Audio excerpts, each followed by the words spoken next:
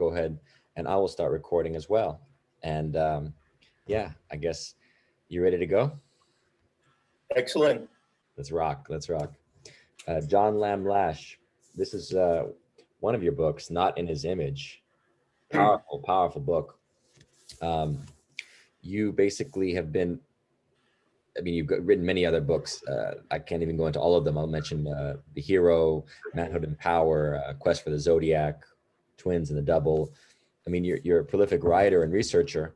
And what I really want to get into is more of your understanding of the Gnostic tradition, because this is something that resonates with me deeply.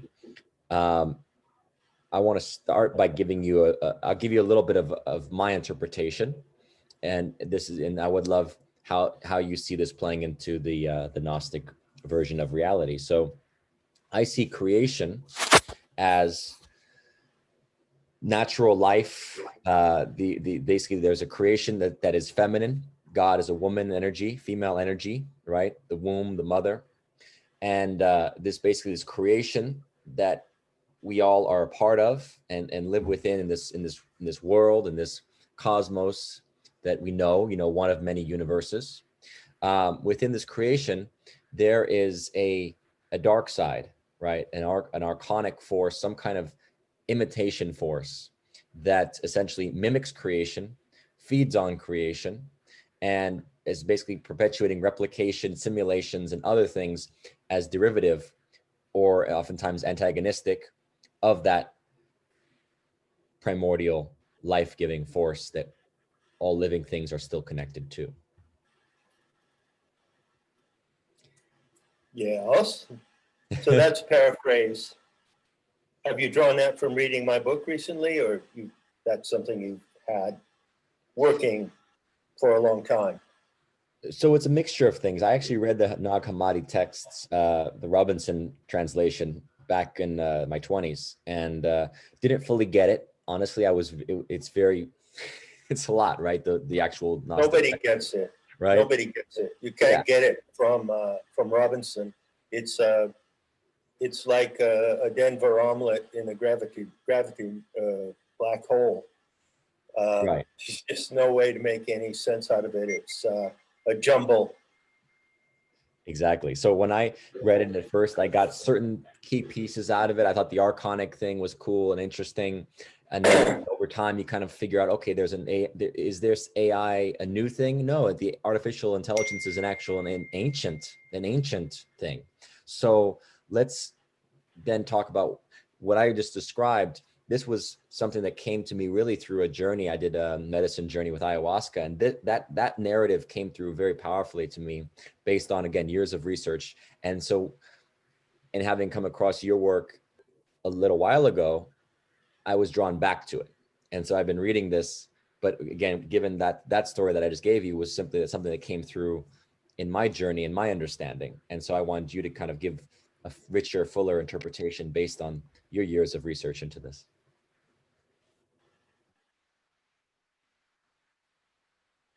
In the first place, Gnostic cosmology is a highly rigorous and specific description. It's not metaphysical, it's not vague. Basically, the sacred narrative, which contains the cosmology in a descriptive form, gives the account of an event that happened in the galaxy in which the solar system is located, very specifically. So it is assumed in the Gnostic cosmology already that the universe exists. By the way, on that note, I'd like to say that in my syntax, the universe with a capital U means everything. There are no multiple universes. There's just one comprehensive universe. Then in that universe, physically, materially, there are countless billions of galaxies. And in some of these galaxies, there are planetary systems, and we are in one of them. So that is the specific setting. It doesn't make any grand statements about the origin of the universe as such. It talks about something that happened in our galaxy, okay? And so you can carry that those specifications forward to the picture of the Archons. According to that material at Nag Hammadi, the Archons are unique to this solar system. They are not some dark force just roaming at large in the universe. In fact, the Gnostics never posited anything of that sort, and nor would I myself. Now, I take it that you're something of a psychonaut, if you don't mind using a quaint old term. So, psychonauts explore the universe and they explore consciousness, correct? So, they were psychonauts and they were able to detect the presence of these exobiological extraterrestrial entities, which are parasitical in nature. They're sort of like android cyborgs. And if you're getting through my book, I don't know how far you might be in the reading of it, but I make it really clear, and I always have from the beginning, that the Gnostic material, you have to go through it with a really fine-tooth comb, and not just once. You have to go through it many, many times. But I have shown that the ancient seers were specific in describing the Archons in their exobiological or extraterrestrial form. And they said that there were two types. They said there's one that is described by the bizarre trope, which you only find in the Gnostic writings, of the aborted fetus, which is the word huhe in Coptic. And what that actually, one way to read that is, it's a premature fetus. So it looks like it has a big head, bug eyes, spindly limbs, and there you have the portrait of the gray aliens, correct? Yep, very much. Additionally, they said there was another type, which was a Dracon, which translates as reptilian. So the reptilian type of Archon is the overlord, is the Dracon. And then the Archon horde or hive consists of countless millions of these embryonic gray aliens. And they describe that. There is evidence of that. That is a very great fact, that you find those descriptions in the ancient materials that survive. And of course, the original materials and the original teaching predated by millennia the received materials that have survived. And so before we get into more of the cosmology, what is the origin of the Gnostic thoughts? How ancient are we talking? How many thousands of years? What culture basically gave birth to this understanding? Culture that gave birth to what we have inherited after many millennia, and we have inherited it in a very mangled and incomplete form, because it is the intel that has been the most suppressed and attacked of everything that has been known to the human species.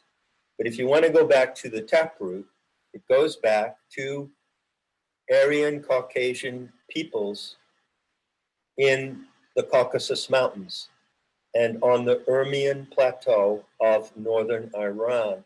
And there was, as far as I can tell from my research, the home base of what I call the Magian order.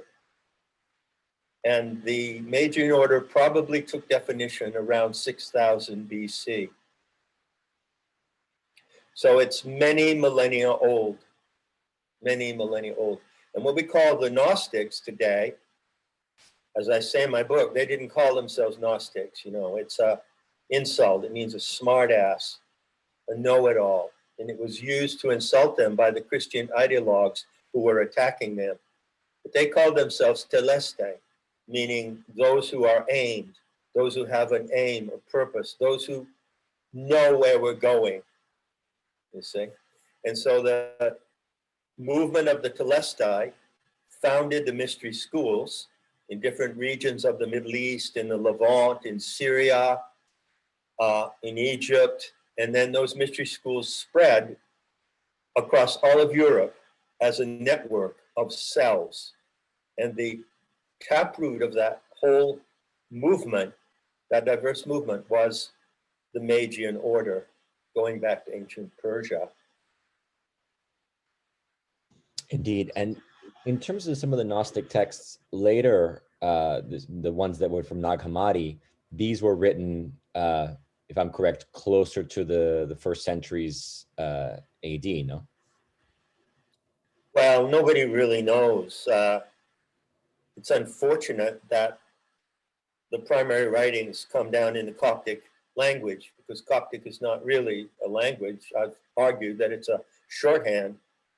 And so they were supposed to be Greek originals. So there are supposed to be copies in Coptic of Greek originals. This is a very dubious theory, but all Gnostic scholars adhere to it because they don't know any better. And they would look embarrassed if they say, we actually don't have a clue. Okay? But the writings that you find in Nag Hammadi and elsewhere, because there are a couple of other codexes like the Berlin Codex and the Bruce Codex, it's impossible to date them. They certainly are in pre-Christian centuries. But unfortunately, the surviving form in the books that were found in Egypt, December 1945, date from about 300 or 325 CE.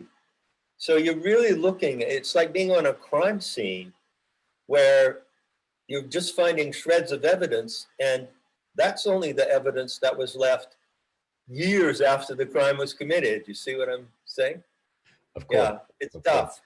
You have to be a real bulldog detective to get into the core of this Gnostic material. So going back to the cosmology now, as I was saying, my understanding is that this life-giving principle is a feminine force, right? The Sophia is called in Gnosticism. And essentially this life-giving principle, it can be personified by Gaia, let's say, if we want to say Gaia Earth, the mother womb of creation as we know it in our cosmos.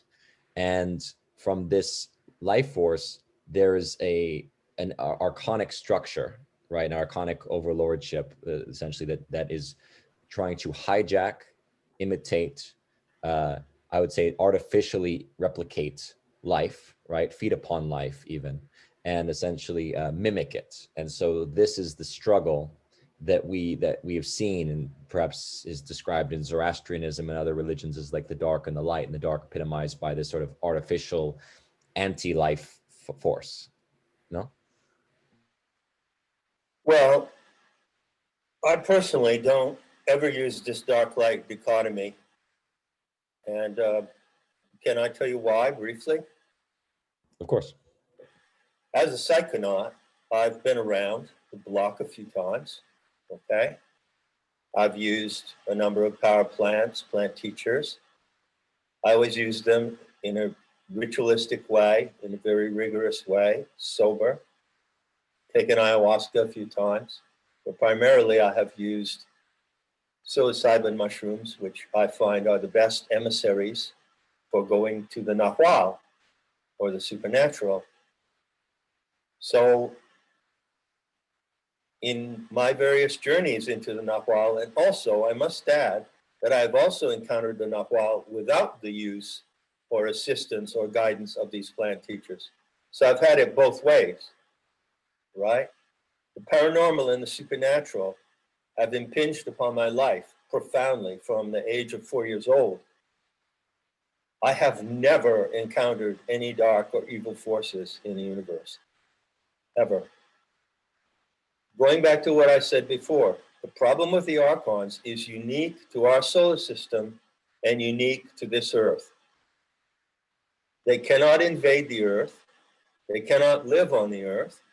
Yet, because they are parasitical by nature, they want to try to intrude and they want to destroy it. They're really mindlessly destructive.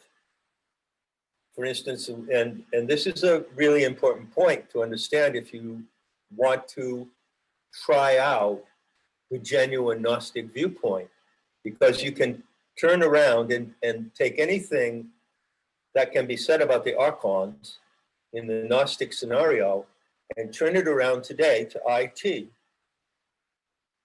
and so-called AI. There's no such thing as artificial intelligence, by the way. All intelligence is alive, and AI is not alive. But when you look at AI in our world today, unless extremely strict limits were put on the use of AI, it becomes archontic and destructive, and it's destroying people's minds, their memories, it's destroying social relationships, it's destroying the ability to do business, it's destroying the ability for human beings to be honest with each other. So you see in the presence of IT, informational technology, computers, you actually see the presence and impact of the archontic mindset. They have cracked into our world. That's one way they do it. IT and computer technology is not a creation of the Archons. It's created by human beings, obviously, and we know who they are. You know, Norbert Weiner, Claude Shannon, the people who laid down the algorithms for all that we're using right now. But however, it does represent the danger of an alien mindset overtaking the human mind if we don't get a picture of what it is and learn how to handle it. Am I making sense?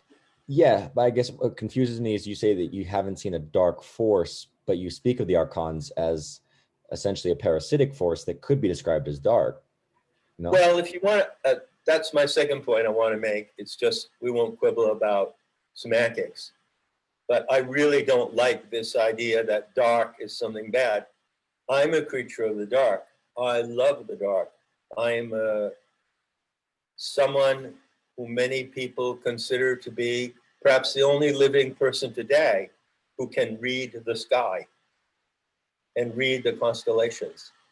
I've spent a great deal of my life in the dark.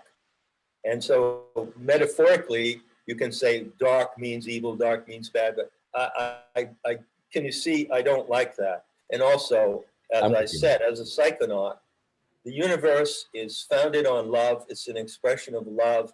There is no Zoroastrian cosmic battle between light and dark in the universe, as far as I can tell. Maybe I missed that memo.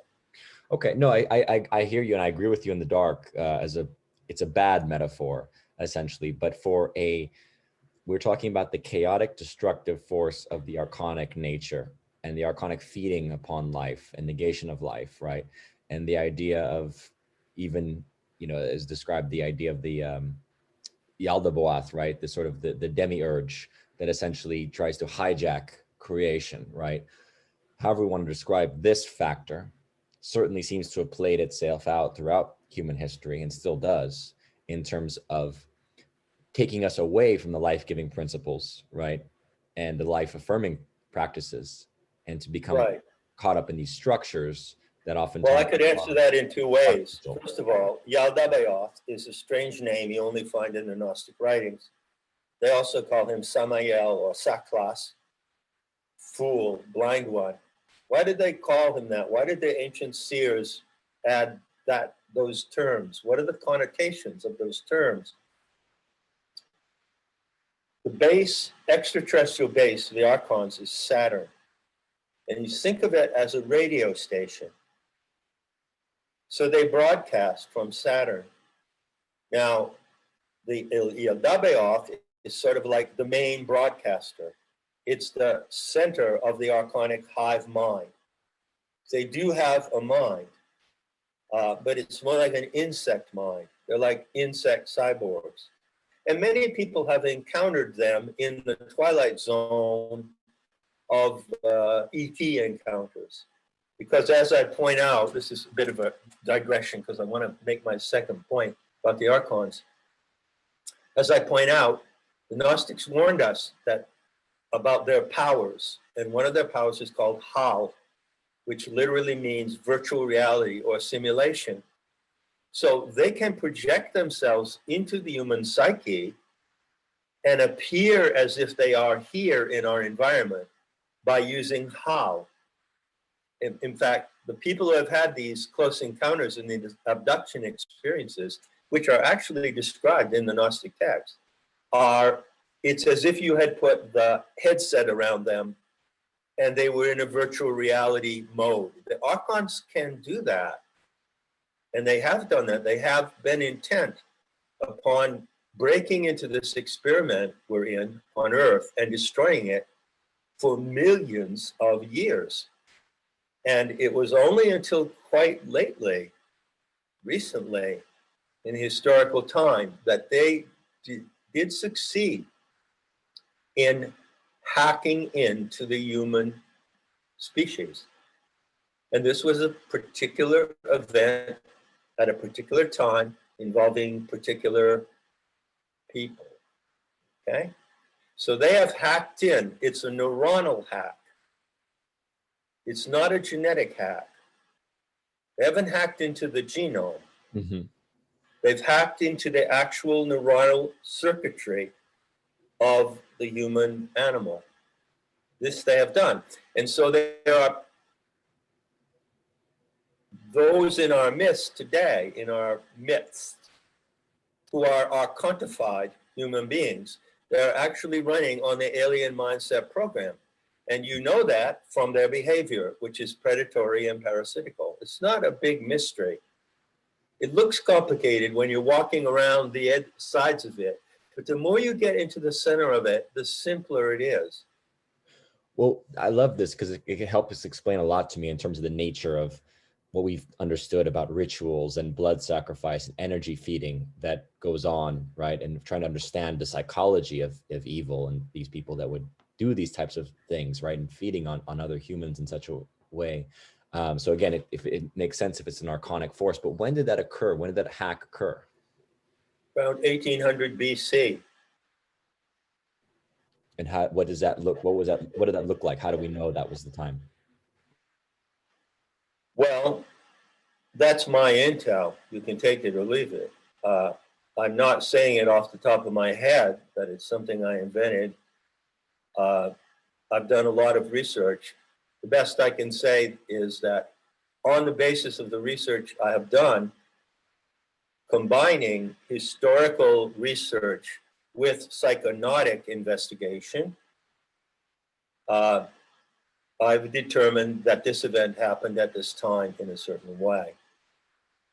And there are clues not only in the Gnostic material, but in other Middle Eastern mythologies as well. And even the Bible itself, if I may dare to mention such a sacred text, you know, being a heretic, I shouldn't even be allowed to talk about things like the Bible. But even in the Bible itself, it describes the encounter in which this hack occurred.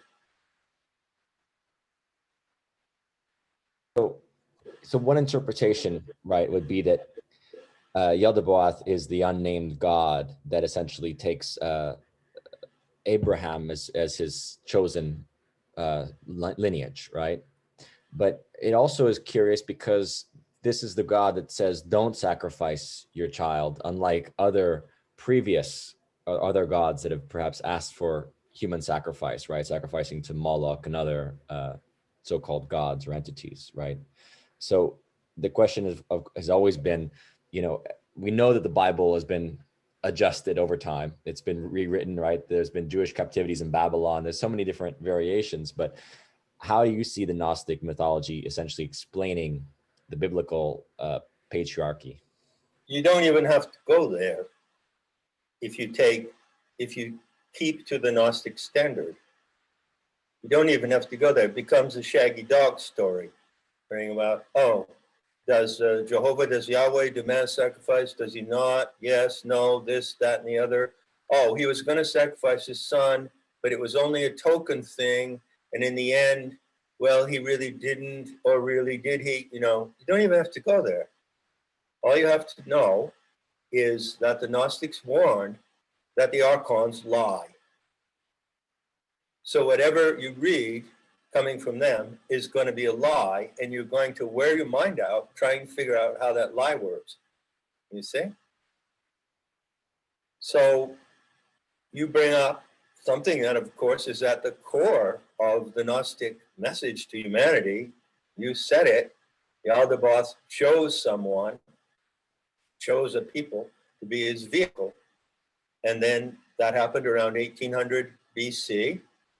And coming forward from there, there was active in human society that alien mindset.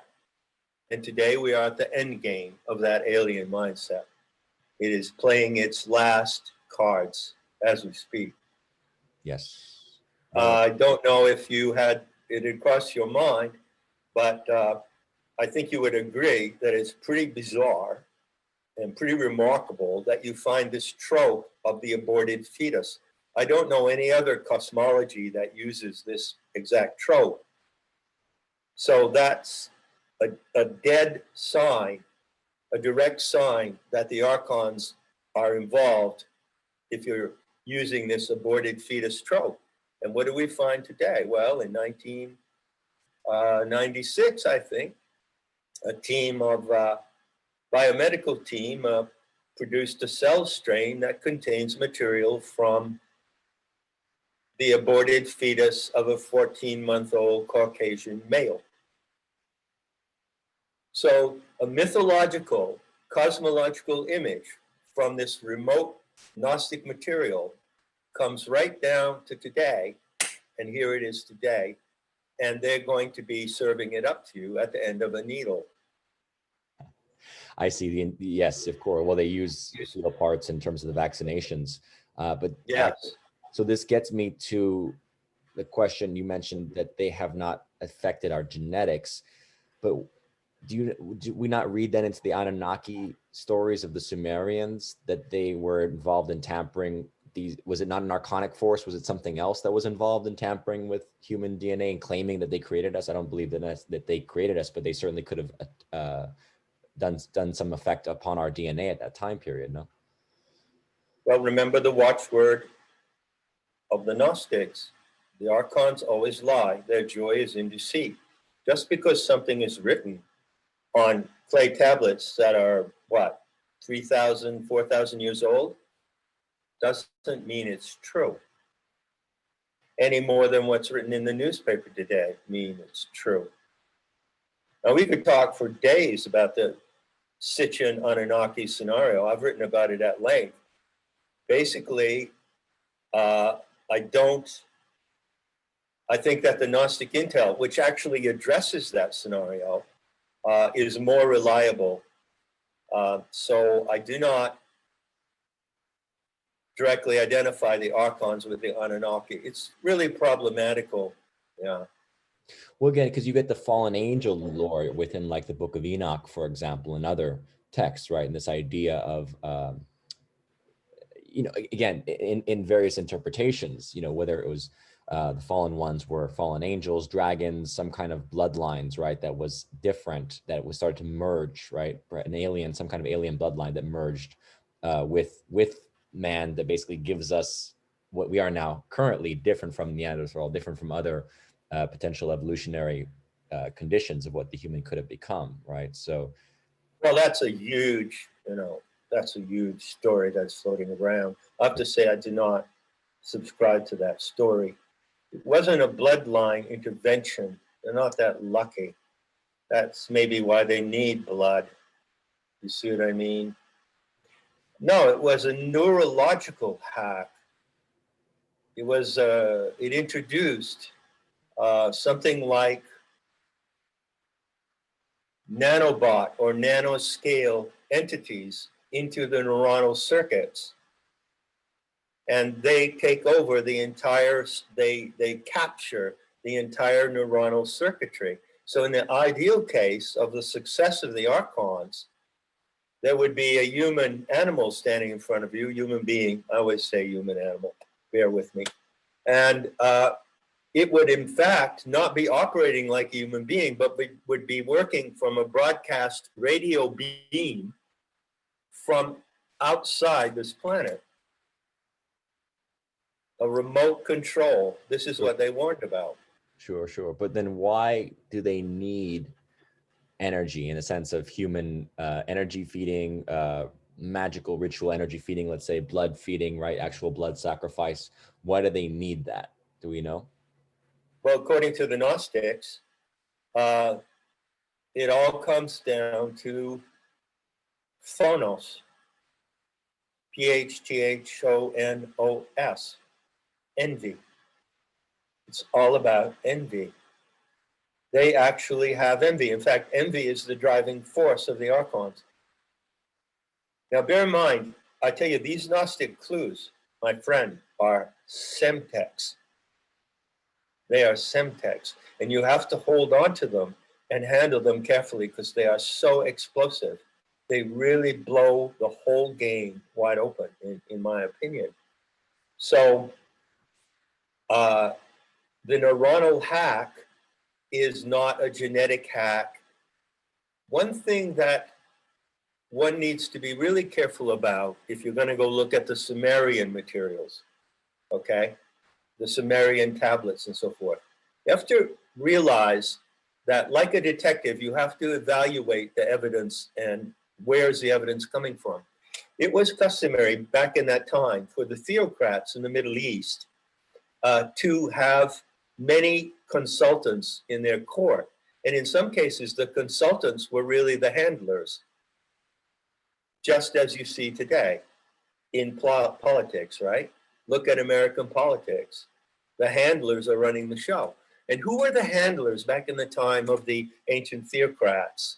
Well, they were soothsayers, channelers, and psychics. And they basically pampered to the ego of the theocrats. So they told the theocrats stories that would inflate their egos and inflate their sense of importance. And this, I believe, is where these bloodline stories come from. As far as I know, there is no evidence that there has been interbreeding between the Archons and human beings. Now, there are many people who would flat out shoot me down on that one, but I'm only here to tell you what I know. Sure. Well, I mean, there is the empirical accounts of people, right, who experienced abductions and seen either they've been invaded sexually, right, by greys or reptilians, right? The concept of not just the anal probe, but actual sexual encounters. Some people even saying that they've had children, hybrid children with these beings, and this whole notion that's been studied by some, you know, of actual hybrids on the earth, right, walking the earth that are some kind of hybrid human alien. You know, again, how you can verify that. It's very difficult. I have never seen convincing evidence or verification of that. Obviously, there's a lot of rumors floating around. But so what if it was true? What does it prove? How does it help? What difference does it make? Everything that the Gnostics taught, if you bring it forward today and restore it carefully and handle it correctly, goes right to the core of the problems we're facing today. And it's actionable and relevant, in my opinion. Indeed, deception is a critical understanding of what these archons are about. Do we understand their origin? Because again, if we look at it as some kind of deviation from life, is it the one? You know, wasn't Samael the other Boath, the one-eyed god, almost like the symbol on the Illuminati symbol, right? The one eye. Is that them? I don't know. You know, these so-called secret societies and these globalists are like teenage morons who like to play around with symbolism and esoterics in order to give themselves a certain glamour and a certain, certain gravitas that they don't otherwise have. How did the Archons originate? The Gnostic story, the narrative of the Angels of Fire, tells exactly how. There's no mystery about it. It came about due to an accident, an unforeseen event. What was that, though? That was the surge of a massive plasma jet from the galactic core laterally across the galactic arms. Laterally. Now, if you look at modern cosmology today, for instance, the EU electric universe plasma cosmology people, whom I find have some brilliant things to say, you'll find that they talk about plasma a lot. And they will show you, not photographs, but actual like artistic simulations of massive plasma plumes erupting from the core of a galaxy. But they always show it erupting vertically. And the fact that it would erupt vertically, which is, would go into intergalactic space, but if it erupts horizontally across the galactic limbs, it goes into intragalactic space. And that is a very different story, because the plasma plume, the eruption, then meets the material that is in the galactic arms. If it erupts vertically, it doesn't. And so the Gnostic myth, which I say describes an event that actually happened in this galaxy, says that there was a massive plasmic plume eruption, and that when it spread across the galactic arms, it reached a certain point where it impacted the material in those galactic arms. There is no such material in the galactic core. Completely different dynamic. And when it did so, it spontaneously produced the Archons. The origin of the Archons is not, to a Gnostic as myself, I don't even think about it anymore. I know what it is. I have the explanation that is adequate, provable, can be verified by looking at science, looking at mythology, and that's it. You can know. A Gnostic is someone who knows, not someone who believes or supposes or presumes. But it's a discipline. Indeed, one of the misunderstandings about Gnosticism is, and it's circulated even by people like David Icke, who I appreciate a lot of his work, but it's misunderstanding that the Gnostics think this is all a virtual reality, right? That this is all, there's this sort of duality concept that evolved into some beliefs, right? There was a duality of the universe where this is like the physical world is basically hell, and they hate this physical world because it was a virtual reality. And essentially, you know, the other realities on the other side. It's like, no, this is a living earth. We're living beings, right? This is not artificial. There is the archonic thing, which is trying to perhaps create virtual realities to try to entrap us within virtual realities, right? To take us out of the living universe, as I put it, to create an antiverse almost, right? Exactly. Yeah. And they cannot succeed because all they can actually do is destroy what they would wish to replace, you see.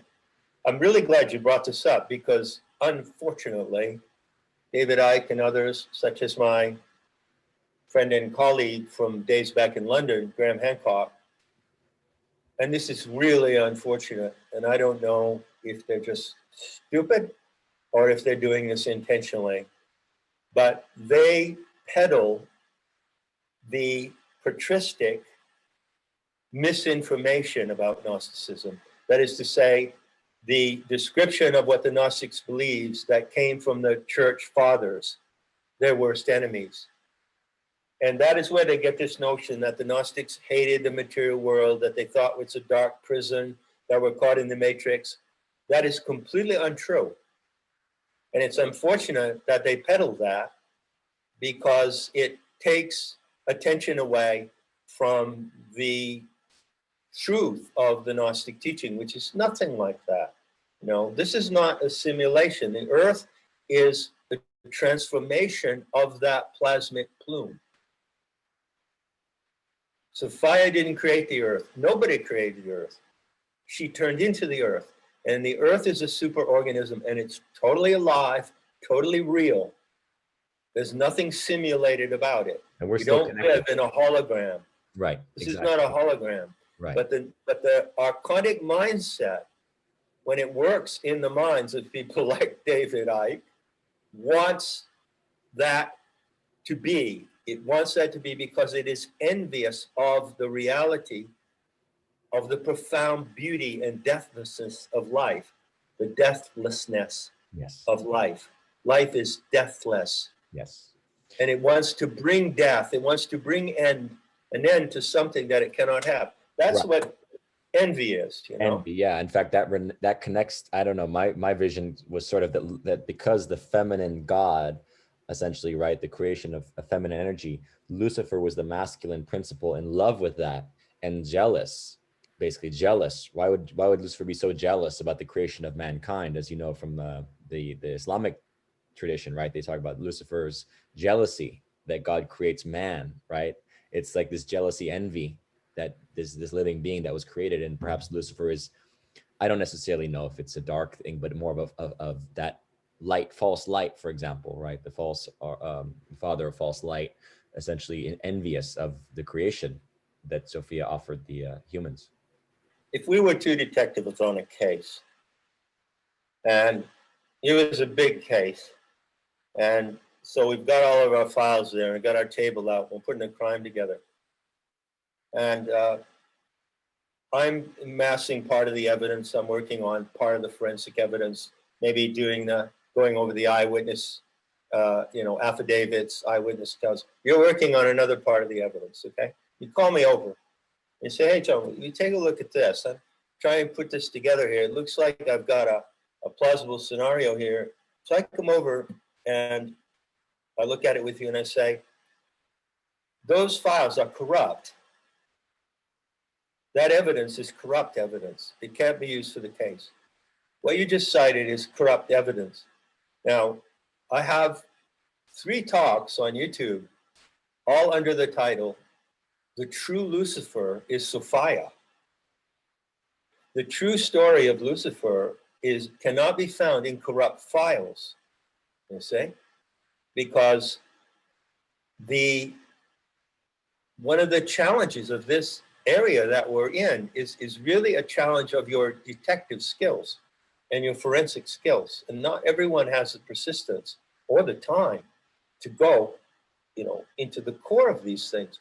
But you might want to take a look at that. I go entirely into the Islamic material.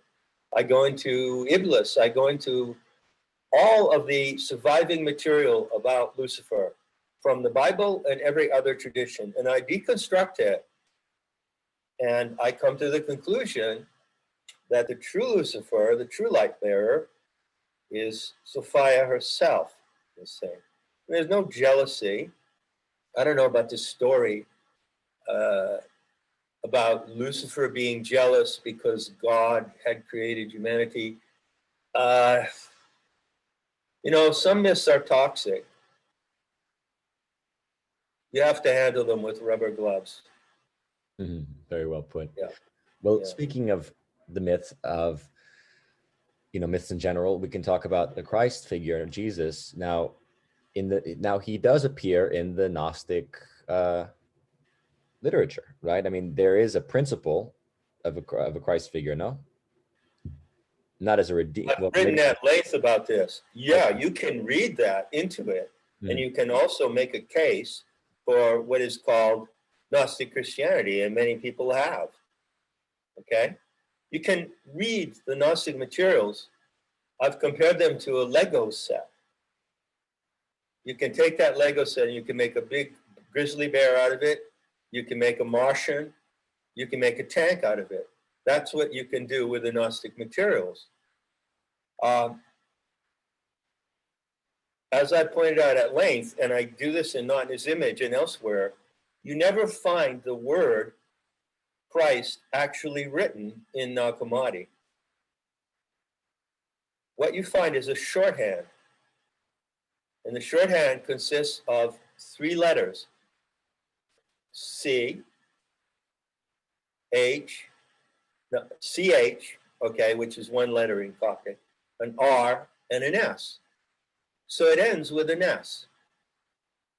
Now, I've shown that how you're going to decode, this is what is called scribal shorthand, scribal code. So it's always written in a scribal code. Now, you can translate it as Christos. And many people have translated it as Christos. And Christos simply means the good one, the benevolent one. It doesn't mean Jesus Christ, the Jewish Christian Messiah Savior. Mm-hmm. Also, there's a problem that all scholars do this because they're biased by their Judeo-Christian background. Even though it has S on the end, which to be exact, you would translate it as Christos, they translate it as Christ. And I have shown that Christ and Christos are not the same. Well, Christos is the anointed one, right? Or is it the names of the Gnostic eons, like Sophia, Thelete, Ecclesia, Bethos, Sige, are actually names of functions. They represent a function. So the name Christos represents a function of anointing, but not anointing in the, at the baptismal fount where people bring in their children to be baptized, not the anointing of sacred kings. The anointing is a process in nature. For instance, dew is an anointing process in nature. The formation of cells, of human cells, is a process of anointing because the cells have porous membranes and liquid passes back and forth.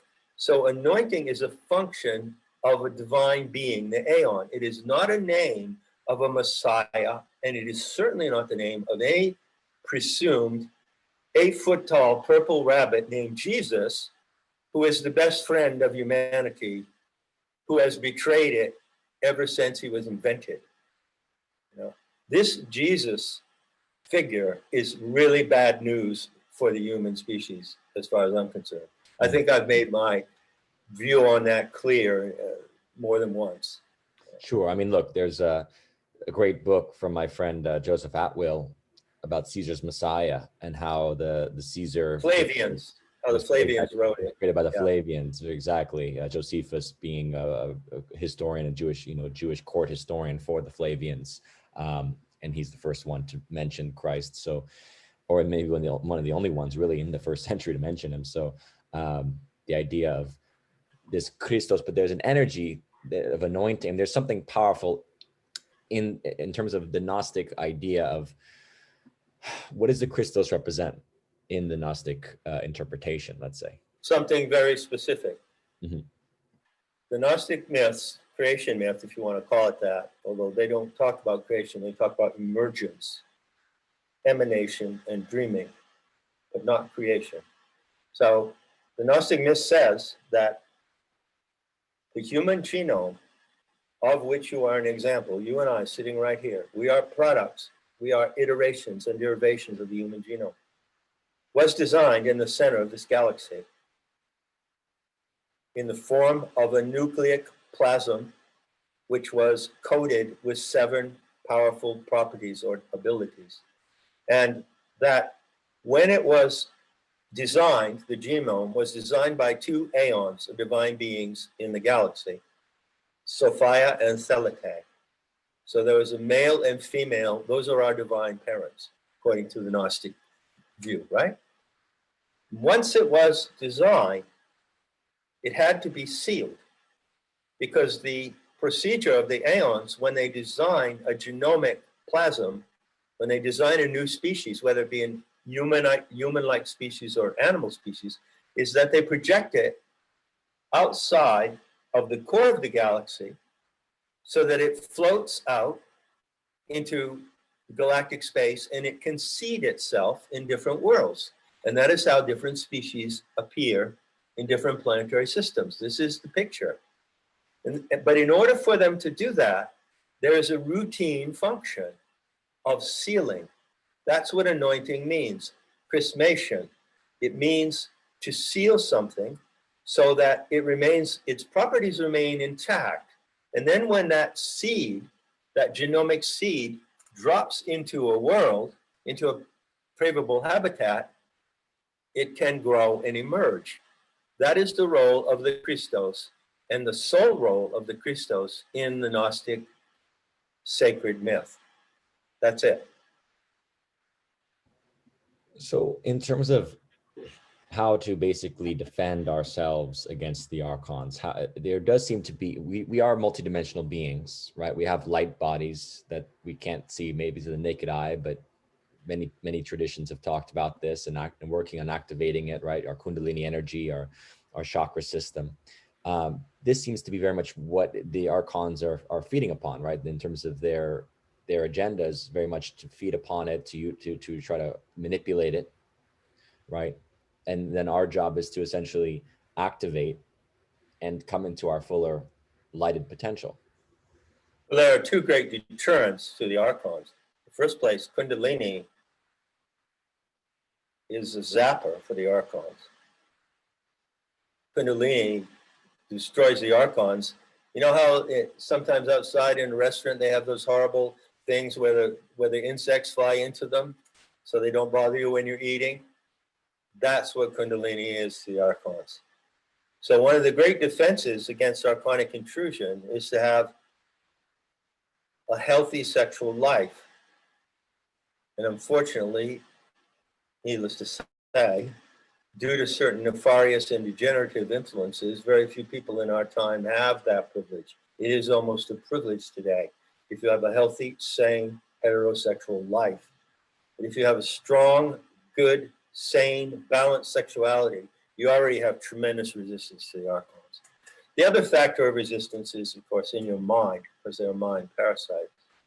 So if you can see the deceitful working of salvationist ideology, of religion, of people who promise they're going to be messiahs, because that ideology is the Archonic implant. Salvationist ideology, salvationist religion is an Archonic implant. It's not natural. Pagan pre-Christian societies and areas of the world before the Archonic intrusion never had this ideology. So when you free yourself from that ideology, and technocracy and the technocratic utopian dementia is another aspect of that ideology, then you're free of the Archons. Then all you have to do is deal with their proxies, their dupes and their decoys on the street. And that's another issue. That's what this is about. That's another issue. What do you mean what this is about? This. Yeah. That's what this is about. Is that an eagle or a yeah, it's a thunderbird. Thunderbird. It's a symbol of the Calico War Party. And the Calico War Party is a blueprint for a warrior class dedicated to eliminating psychopaths and the enemies of life. Someday, sooner or later, it has to come down to that. It has to come down to that. But obviously, there's a tremendous amount of self-liberation, education one can undertake to free your mind of all the aspects of the Archonic intrusion, which is driving humanity just into annihilation, really. We can't have a world run on IT. We were not designed to run on MS-DOS.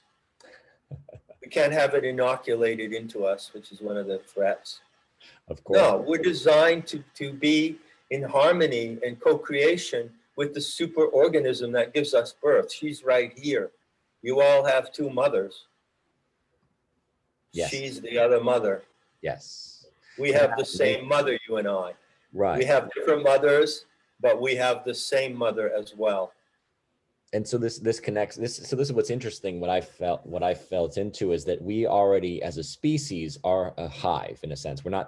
We have individuality, but we actually as a species are connected. There is a collective consciousness and unconscious that we are all tied to.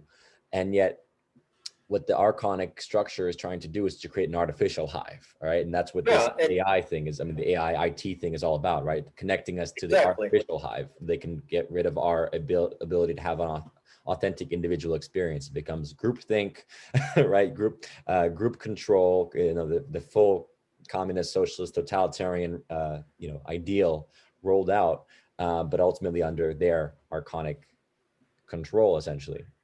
It's so obvious. I mean, how much more obvious does it have to get? They used to say the big C was cancer, but the big C, we know what the big C is today. And the Great Reset is pushing the big C, and they're all going to drive it on IT. And it cannot succeed. because we are not designed to run on MS-DOS. That's right. That's right. I think that's pretty much sums it up. There is this imaginative process too, which we connect to, and I always urge that what's going to save humanity is art, creativity, right, imagination, because this is what the creation itself asks of us, right? We are here as creators, and I don't know if you don't like, we're not in his image, but in the image of creation, we are then reflections of that creation. We are perpetuators of that creation, right? That creative. We are nobody's image. We are a singularity species and a genius species created by our divine parents. And all they want for us is to fulfill that genius talent in music, art, literature, invention, taking care of the earth in the proper way, taking care of ourselves. That's all they want. This is a divine experiment set up in complete love and freedom. It's nothing but that. There's nothing but love and freedom in the universe. And we are in an anomalous situation on this planet due to the archonic factor. Mm-hmm. And that's what the Gnostics explained, and that is also why they were repressed and destroyed. Because that is the most liberating knowledge that has ever come through the human mind, in my opinion. Mm.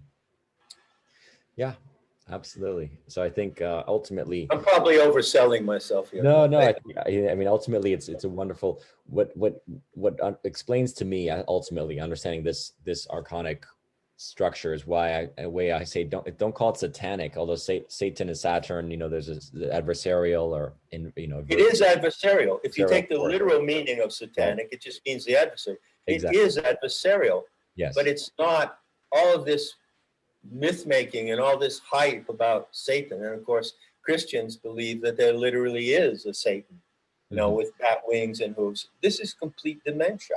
Mm-hmm. It doesn't help at all. It just makes everything worse. Right. But then, it's like interesting that those that would profess themselves to be Gnostic or in the Gnostic tradition, like maybe the Aleister Crowleys of the world and others, are actually feeding into the archonic structure of ego and individual, egoism, right? And individual willpower. So essentially they believe that, they may throw off the Christian tradition of the Catholic Church, which has its own issues, but then they throw themselves into something that is essentially all about the ego's will, but ultimately losing themselves to these overlords, essentially. Yeah, it's a narcissistic power trip, and it's really boring. I find it extremely boring. Exactly. I mean, Crowley was a sicko, man. He was a perverted sicko. And there are so many, who want to play magic. But, I live magic. The life of co-creativity with the power of the earth, with the living presence of the earth, the life of collaboration with her mind. That is pure magic. And there's a great craving for magic, and people, I recognize that. But unfortunately, the options that they have from the Harry Potter all the way to Aleister Crowley are not very healthy. Right. Yeah, it's well said. I think, I think the only question I really would have remaining is just the Egyptian mythology and cosmology. Does this play at all does it relate at all to the Gnostic views of the world? Well, that's a really good question. And it's not an easy one to answer. In the first place, I pointed out, in Not in His Image and elsewhere, that the Egyptians were extremely secretive. And they played their cards very close to the chest. Also, I'm convinced that the civilization that arose in the Nile Valley, first of all, has never been explained as to its origins, and that it was a special kind of experiment.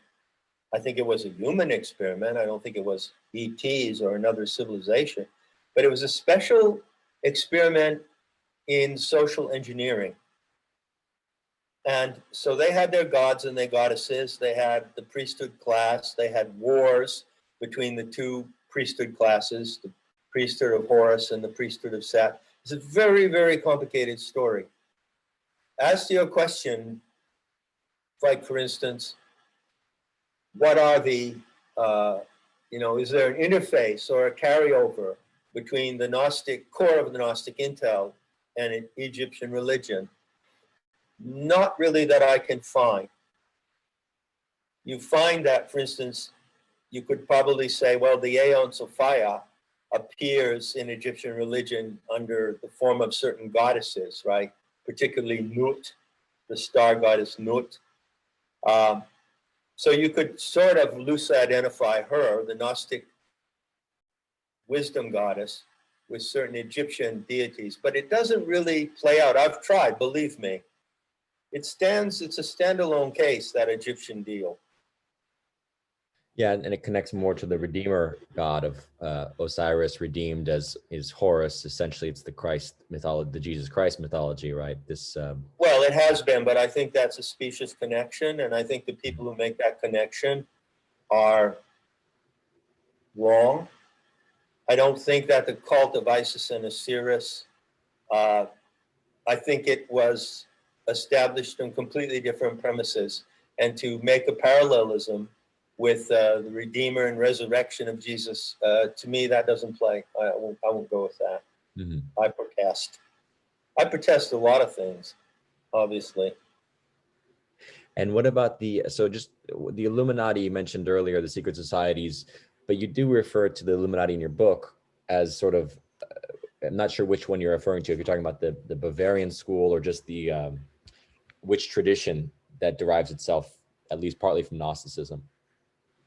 Well, no, that's a mistake, and I've taken it out of the new edition. By the way, I want to say that there's a new edition of the book coming out in August after 15 years, and it's I'm really happy about it because I've learned a lot in 15 years, and there were a few mistakes. By mistake, I mean something that was not stated correctly or that I couldn't back up adequately. There were a few in the edition that you're reading. So what I said about the Illuminati there, I wouldn't stand by that today, and I've revised that. Okay? So the Illuminati to me are just, I trace them forward from Adam Weishaupt, and, I trace them, I follow the historical trail of evidence. I do not trace them back to the mysteries. The mysteries and the mystery religions were not incubation tanks for the Illuminati. They were not evil think tanks for social engineering. On the contrary, they brought the light of the Aeon Sophia to the world, of her organic light, of her body, which is a reality and can be seen and experienced. And so they are not, that is completely wrong. The people who have said that, they don't know what they're talking about. And they have no evidence to support it because no one really knows what they did in the mystery schools. Right. It was protected by secrecy, silence. Sure. No, I certainly get that. And again, there has been sort of a Christian interpretation of Illuminati because of Weishaupt wanting to overthrow the churches and this idea of, the Masons being in opposition to the Catholic Church, which may or may not be real because there's a lot of Masons in the church, and crossover, the Jesuit infiltration of all this stuff. So it makes it so difficult to really understand who are truly at odds. And I think ultimately it boils down to it, as we're talking about, those who are connected to the divine feminine, the earth energy, the creative impulse, the humanistic instinct for individuality in the context of community, not communism. These kind of principles, that's where you find the goodness. So it doesn't matter what, as far as I'm concerned, it doesn't matter what your denomination, your religion, your belief system, as long as you can get to that core of, can you actually, honor the feminine, honor the earth, honor yourself, love yourself, do good to yourself. From there, we can do it good unto others. But you cannot do good unto others. And as they say, you do unto others as you wish to do unto yourself. The problem is a lot of people are so sociopathic or controlled archonically in a way that they're doing unto others that same sadomasochistic, you know, worldview that they have or that they feel inside of themselves. So they're not doing good to themselves first and foremost, and honoring themselves as you would honor your, you know, yourself as this. That is exactly right. There's a chapter in Not in His Image called A Unique Message of Love. And I tackled that very subject. I tackled that so-called golden rule, and I show what's wrong with that rule. And I also point out that people who are so deluded and pathetic that they think that the command to love others is the greatest command that has ever been given. I point out that you cannot be commanded to love anything. You love it out of the natural goodness and ability to love. You don't love on command. And I also point out that, you know, that rule just doesn't work. I really go into depth in that. And I never give up. I mean, I really am insufferable. I hate all religions, all of them. And there are people who say that. Doesn't mean I hate the people that adhere to those religions. Okay?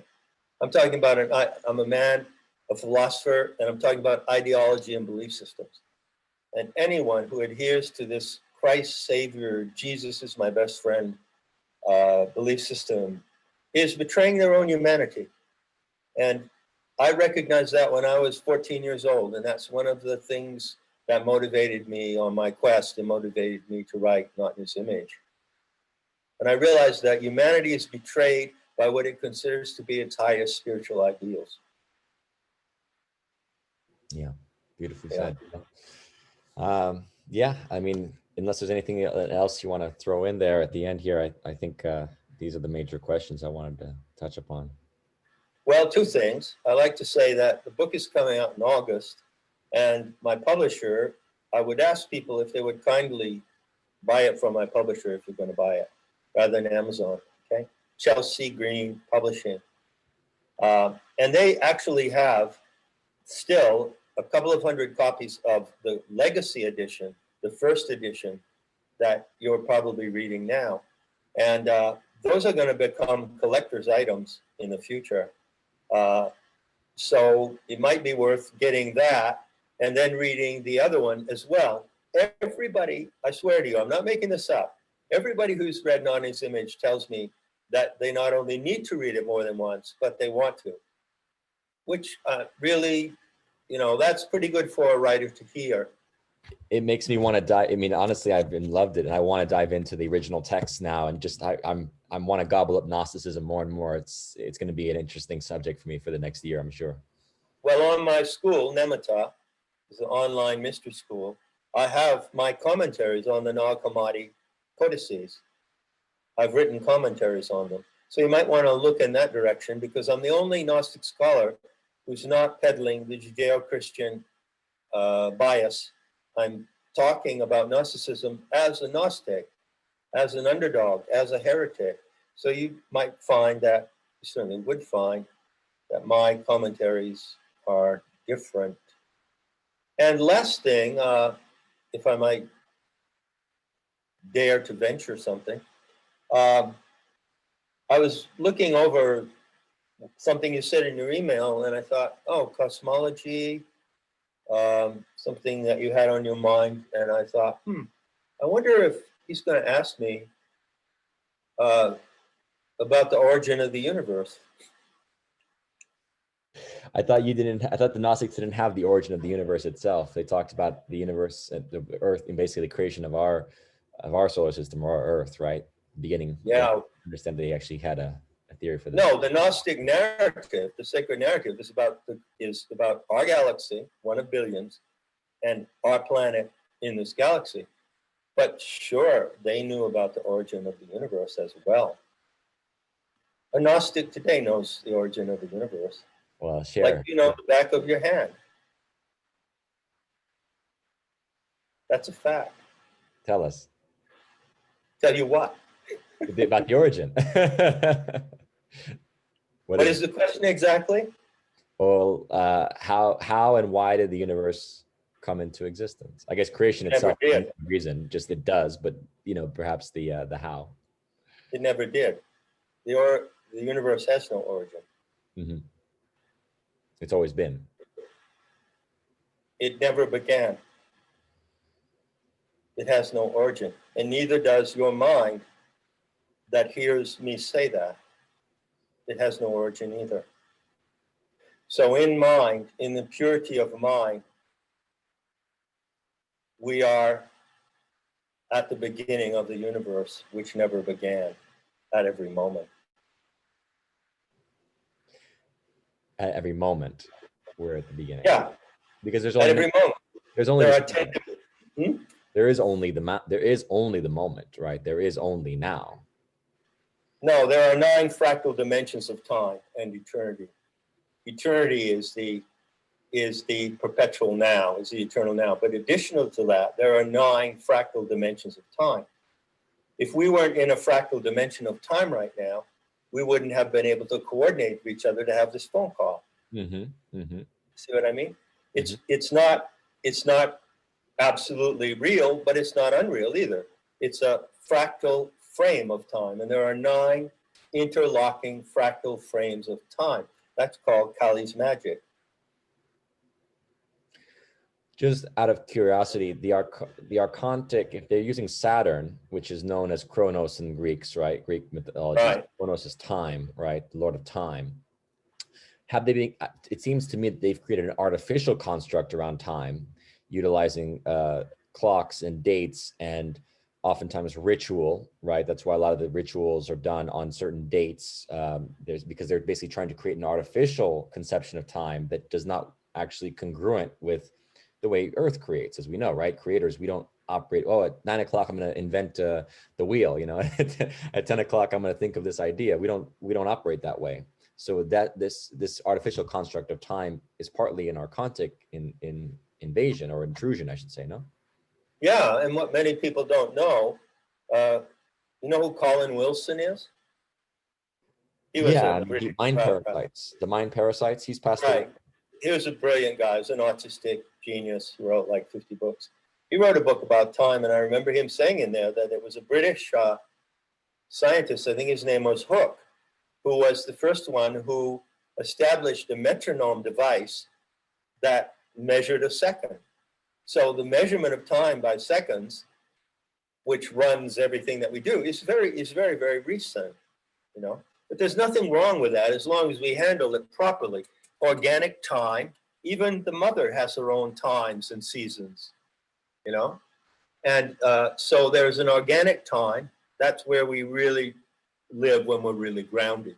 And then there are these mechanisms of time that we've created, which are archontic or artificial. Beautifully said. So the universe is just infinite. There is no source. There is no understanding of why. We cannot know it. There is a source. Of course you can know it. I just told you. It has no origin, and neither does your mind that understands me to say that. So the mind is the universe. So no, the mind is not the universe. The mind is present to the origin of the universe. The mind is